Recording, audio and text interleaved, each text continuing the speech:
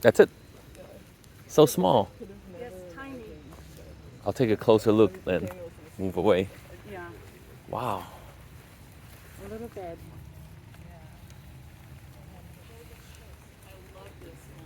Yeah, I do too.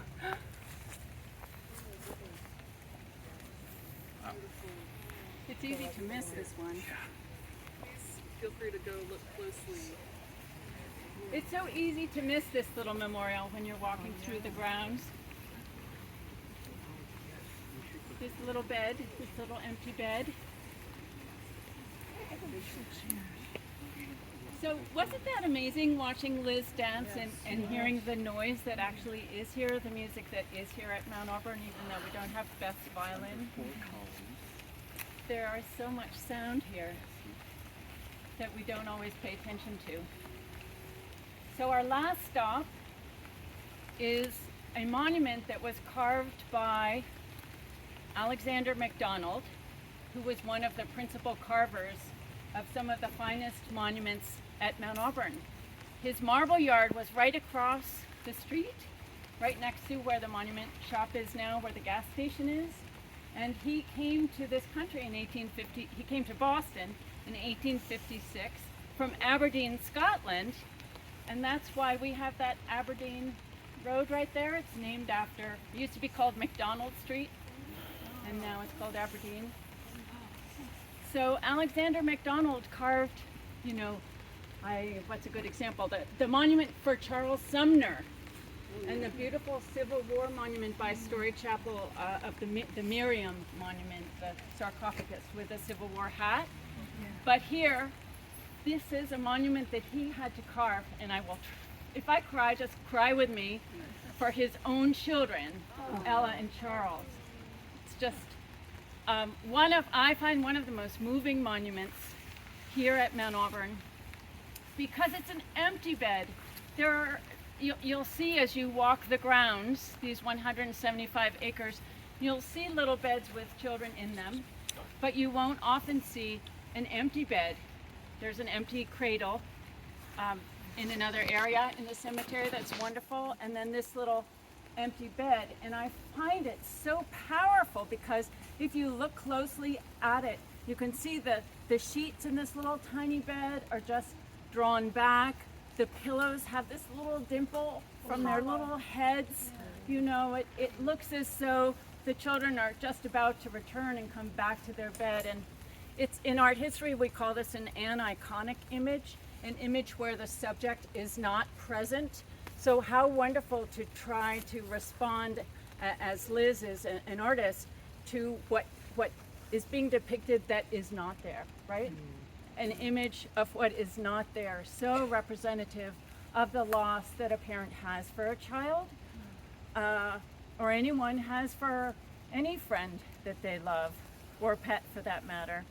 So this teeny monument was done by a grand, magnificent marble carver, and this is what he chose for his two children.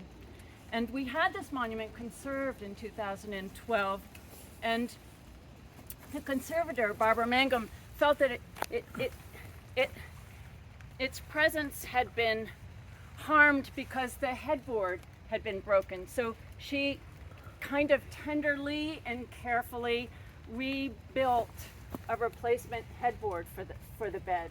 So these little lovely curves she added, and if you look closely, you can see that it's a contemporary addition to just keep the visual effect of the monument alive for us today as we try to, care for it and share its beauty with you.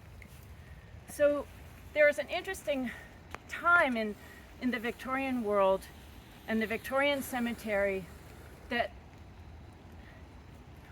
I guess the Victorian world was growing so rapidly. If we think about Boston in the 19th century, industrialization, booming population, a lot of market entrepreneurship, and things were happening so quickly that there was a sort of parallel growing interest in the purity and the sanctity of the child, but also in the domestic purity and sanctity of the home.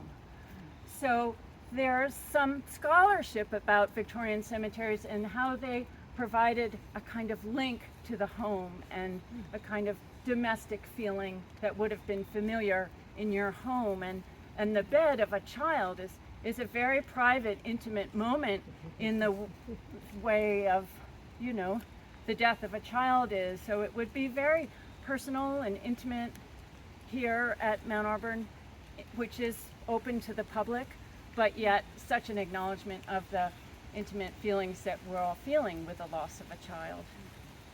I think what's really also astounding in the history and the fact is that so many more children died, and many mothers died, either in birth or shortly after childbirth. So it's like, I bet if you looked at these monuments, the number of child deaths would decrease in the 20th century. Precisely. Is that accurate? It's absolutely accurate. Can everyone hear that? Here at Mount Auburn, in all Victorian cemeteries in the first half of the 1800s, there were, before 1840, I think a third of all burials at Mount Auburn were for children under the age of 5. In fact, I have 2 children, and when I was at the hospital, I can't believe I'm telling this to you, just opened me right up.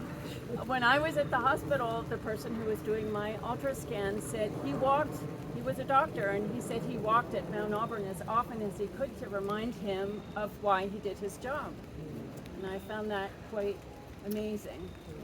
So it's true, you know, there was a risk of childbirth that we don't have as much now, thanks to our science and medicine. Yes? Does Elizabeth McDonald have any relation to Alexander? I think Elizabeth might be his wife. This is Alexander. Or, I can tell you, you know, for everyone who's been